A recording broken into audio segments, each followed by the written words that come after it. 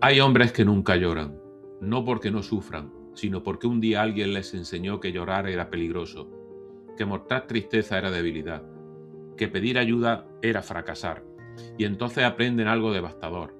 Aprenden a callarse, solo aprenden a trabajar, a resistir, seguir adelante, aunque por dentro se estén rompiendo.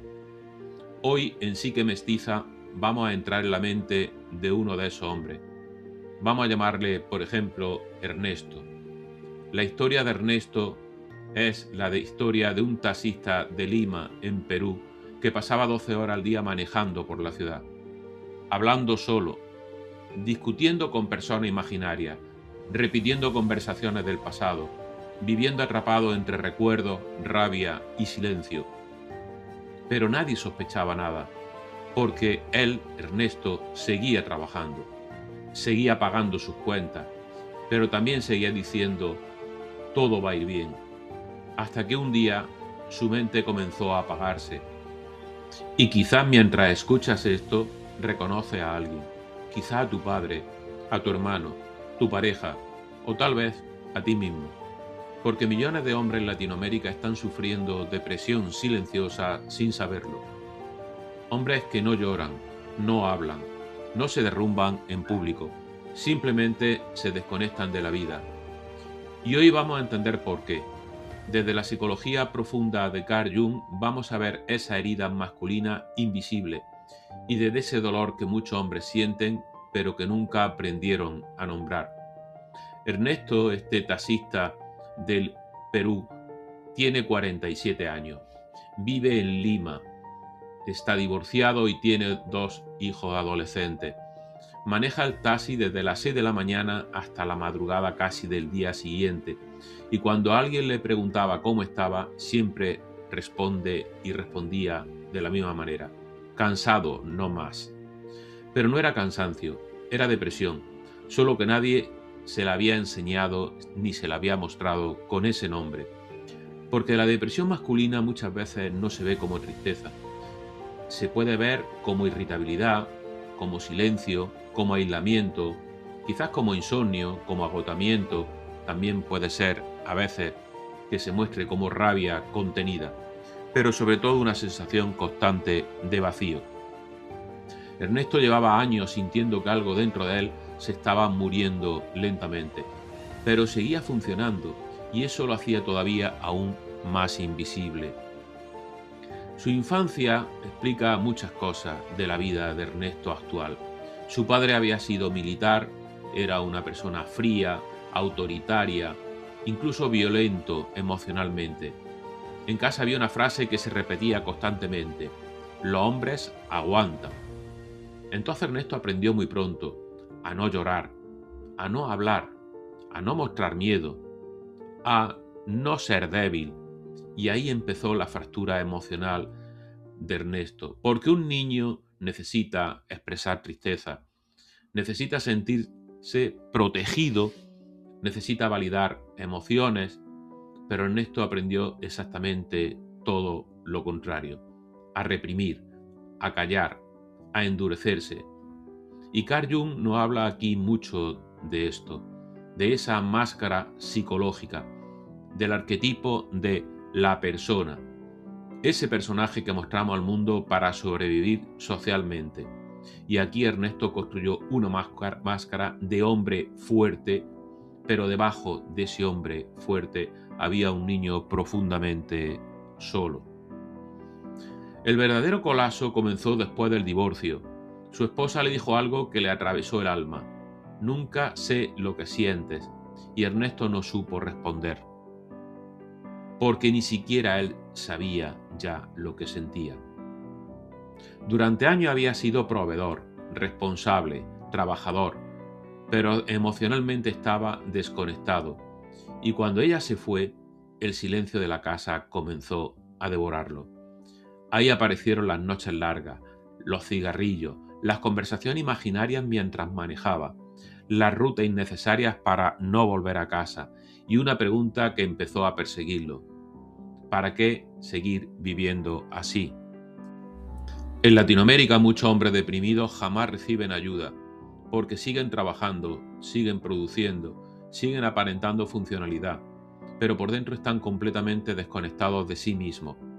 Ernesto dejó de disfrutar de todo, de la comida, de la música, del fútbol, de las conversaciones. Incluso dejó de disfrutar de estar con sus hijos, y eso lo llenó de muchísima culpa, porque a sus hijos los amaba, pero emocionalmente se sentía muerto. Y aquí Carl Jung diría algo muy importante. Cuando el alma queda demasiado tiempo ignorada, aparece el vacío existencial. La depresión profunda no siempre significa querer morir. A veces significa no encontrar el sentido a la vida. Había noches en que Ernesto manejaba sin rumbo y hablaba solo. A veces discutía con su exesposa imaginariamente. A veces hablaba incluso con su padre muerto. A veces insultaba al espejo retrovisor. Y un pasajero una noche le preguntó: ¿estás hablando conmigo? Ernesto sintió vergüenza inmediata, porque en el fondo sabía algo. Estaba perdiéndose a sí mismo. Pero lo más duro vino después, cuando llegó a la casa y se dio cuenta de que llevaba semanas sin sentir alegría vital. Una madrugada ocurrió algo decisivo. Estaba detenido en un semáforo. Llovía. Lima parecía vacía. Y de pronto sintió algo extraño. No era ansiedad, no era miedo.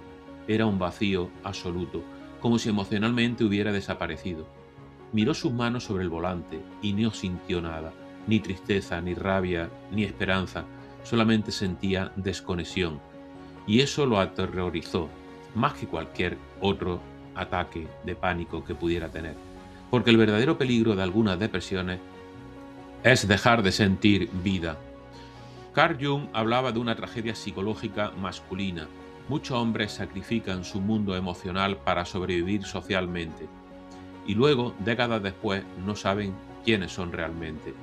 Ernesto nunca aprendió intimidad emocional, nunca aprendió vulnerabilidad, nunca aprendió a pedir ayuda, porque confundió fortaleza con silencio.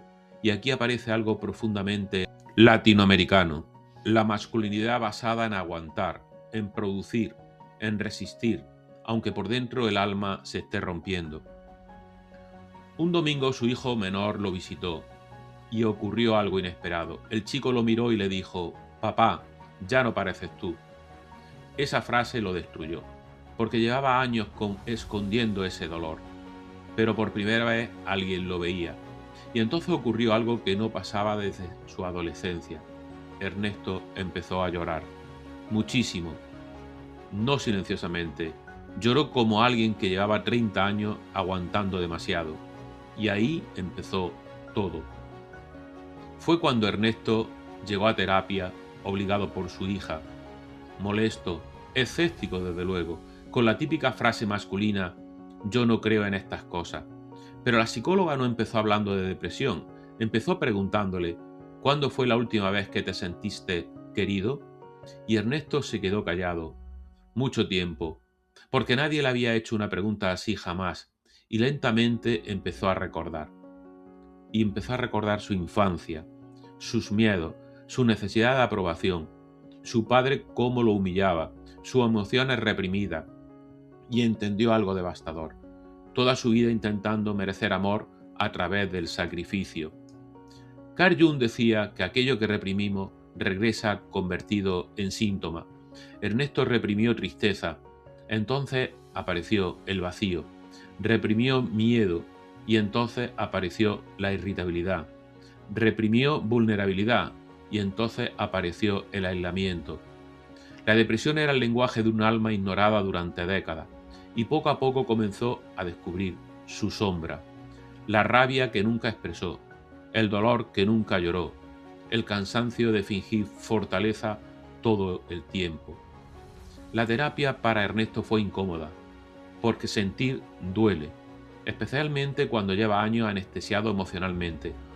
Hubo sesiones donde Ernesto solo podía permanecer en silencio, otras donde hablaba de fútbol para evitar emociones, otras donde se quebraba completamente, pero lentamente comenzó a cambiar algo.